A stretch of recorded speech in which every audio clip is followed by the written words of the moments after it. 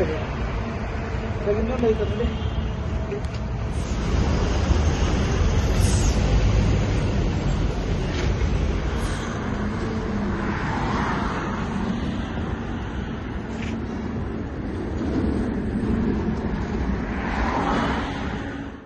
ನಾನು ಈ ರಾಜ್ಯದ ಮುಖ್ಯಮಂತ್ರಿಗಳಾದ ಮೇಲಾದರೂ ಇದೆಂಥವು ಬ್ಲೂ ಫಿಲಮ್ ಮಾಡಿಸೋದು, ಪೋಸ್ಟ್ ನಡೆಸೋದು ಇದೆಲ್ಲ ಬಿಡ್ತಾರೆ ಅದನ್ನು ಅಂತ ಅಂದ್ಕೊಂಡಿದ್ದೆ. ಆ ಕೈಯಲ್ಲಿ ಇನ್ನೂ ಹೋಗಿಲ್ಲ. ಅದೆಲ್ಲ ಪೋಸ್ಟ್ ಅಂಟಿಸ್ಬಿಟ್ಟು ಪ್ರಚಾರ ಮಾಡೋ ಅಂಥದ್ದು ನಂದು ಬಿಟ್ಟುಬಿಡಿ. ಈವನ್ ನನ್ನ ಹೆಂಡ್ತಿದ್ದು ಫೋಟೋ ಹಾಕೋರು, ನಂದು 100 ಎಕರೆ ಅಂತ ಅದೇನೋ ನಿಖಿಲ್ದು ನಂದು ಹಾಕೋರಲ್ವೇ.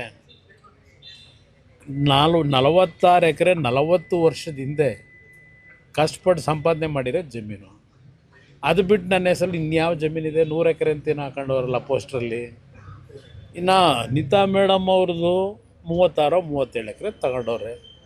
ಖರೀದಿ ಮಾಡಿರೋದು, ಖರೀದಿ ಮಾಡಿರೋ ಜಮೀನ ಯಾವನೋ ಪೋಸ್ಟ್ ಹಾಕೊಂಡು ಅವ್ರ ಹೆಸ್ರಿನಲ್ಲಿ ಹಾಕ್ಬಿಟ್ಟು ನನಗೆ ಜಮೀನು ಕೊಡಿಂದರೆ ಬೆನಗಾನಹಳ್ಳಿಲಿ ಸತ್ತೋದವ್ರು ಹೆಬ್ಬೆಟ್ಟು ತೋರಿಸಿ ಜಮೀನು ತಗೊಂಡಂಥ ವ್ಯಕ್ತಿ ಈ ಪೋಸ್ಟನ್ನ ಈಗ ಅವ್ರ ಬೆಂಬಲಿಗೆ ಹೇಳಿ ಹಾಕ್ಸ್ಕೊಂಡು ಇದರಲ್ಲಿ ಪ್ರಚಾರ ಮಾಡ್ತೀನಿ ಅಂದರೆ ಜನ ನಂಬ್ತಾರ?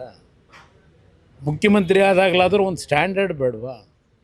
ಒಂದು ಸ್ಟ್ಯಾಂಡರ್ಡ್ ಇಲ್ಲದೆ ಈ ರೀತಿಯ ನಡವಳಿಕೆ ಇವತ್ತು ಈ ರಾಜ್ಯ ಯಾವ ಪರಿಸ್ಥಿತಿ ಹೋಗುತ್ತೆ ಅನ್ನೋದನ್ನು ಯೋಚನೆ ಮಾಡಬೇಕು. ಕುಟುಂಬದವ್ರನ್ನ ಫೋಟೋ ಎಲ್ಲ ಹಾಕಿ ಇದು ವಿಕೃತ ಮನಸ್ಸು.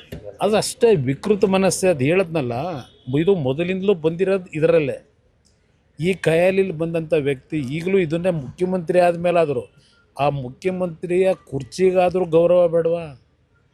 ಈ ರೀತಿ ಪೋಸ್ಟ್ಗಳು ಹಾಕ್ಕೊಂಡು ಇವತ್ತು ಪ್ರಚಾರ ಮಾಡ್ಕೊಂಡು ಅಪ್ರಚಾರ ಮಾಡ್ಕೊಂಡು ಅಶೋಕ್ ಅವ್ರ ಮೇಲೆ, ಅಲ್ಲಿಂದ ವಿಜೇಂದ್ರ ಮೇಲೆ, ಅಲ್ಲಿಂದ ನಾರಾಯಣ ಸ್ವಾಮಿ ಮೇಲೆ ತಪ್ಪು ಮಾಡಿದರೆ ಮುಖ್ಯಮಂತ್ರಿ ಆ್ಯಕ್ಷನ್ ತಗೊಳ್ಳೋಕೆ ಹೇಳಿ ಅಧಿಕಾರಿಗಳಿಗೆ.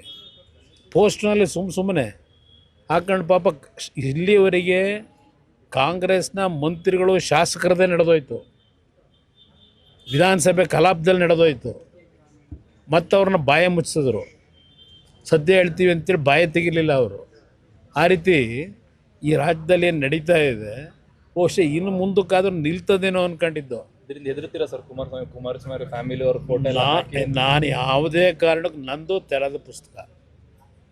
ಎಲ್ಲ ವಿಷಯಗಳು ನನ್ನ ಕಾರ್ಯಕರ್ತರಿಗೂ ಗೊತ್ತು, ಜನತೆಗೂ ಗೊತ್ತಿದೆ. ಅದರಿಂದ ನಾನು ಇದಕ್ಕೆಲ್ಲ ಇಂಥ ಬೆದರಿಕೆಗೆ ಹೆದರ್ತಕ್ಕಂಥ ಪ್ರಶ್ನೆ ಇಲ್ಲ, ಈ ಪೋಸ್ಟ್ಗಳಿಗೆ ಹೆದರ್ತಕ್ಕಂಥ ಪ್ರಶ್ನೆ ಇಲ್ಲ. ಜನಗಳ ಮುಂದೆ ನಮ್ಮ ಪಕ್ಷದ ಹೋರಾಟ ಏನಿದೆ ಜನಗಳಿಗೋಸ್ಕರ, ರೈತರಿಗೋಸ್ಕರವಾಗಿ ನನ್ನ ಹೆಸರನ್ನ ಹೇಳ್ತಾರೆ ಪದೇ ಪದೇ. ಹೌದಪ್ಪ, ನನ್ನ ಕಾಲದಲ್ಲಿ ಇದು ಮಾಡಬೇಕು ಅಂತ ಹೊರಟಿದ್ದು ನಿಜ. ನಾನು ಮಾಡಲೇಬೇಕು ಅಂತಿದ್ದರೆ 2ನೇ ಬಾರಿ ಮುಖ್ಯಮಂತ್ರಿ ಆದಾಗ ತಕ್ಷಣ ನಾನು ಕ್ರಮ ತಗೋತಿದ್ದೆ. ಆ ರೀತಿ ಇದ್ದಿದ್ರೆ ಯಾತಕ್ಕೆ ನಾನು 2ನೇ ಬಾರಿ ಇದ್ನಲ್ಲ, ಯಾಕೆ ಮಾಡಲಿಲ್ಲ?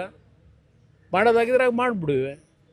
ನನ್ನ ಹೆಸರನ್ನ ಹೇಳ್ಕೊಂಡು ದುಡ್ಡು ಹೊಡೆಯೋ ಕೆಲಸಕ್ಕೆ, ಭೂಮಿ ಲಪಟಾಯಿಸೋ ಕೆಲಸಕ್ಕೆ ಇವತ್ತು ನನ್ನ ಹೆಸರನ್ನು ಉಪಯೋಗ ಮಾಡ್ಕೊಂಡು ಹೊರಟವ್ರೆ. ಏನಾದರೂ ಉದ್ದೇಶ, ಒಳ್ಳೆಯ ಉದ್ದೇಶ ಇದ್ದರೆ ಬೆಂಬಲ ಕೊಡೋದ? ಯಾವುದರಲ್ಲಿ ಇವ್ರಿಗೆ ಒಳ್ಳೆಯ ಉದ್ದೇಶ ಇದೆ?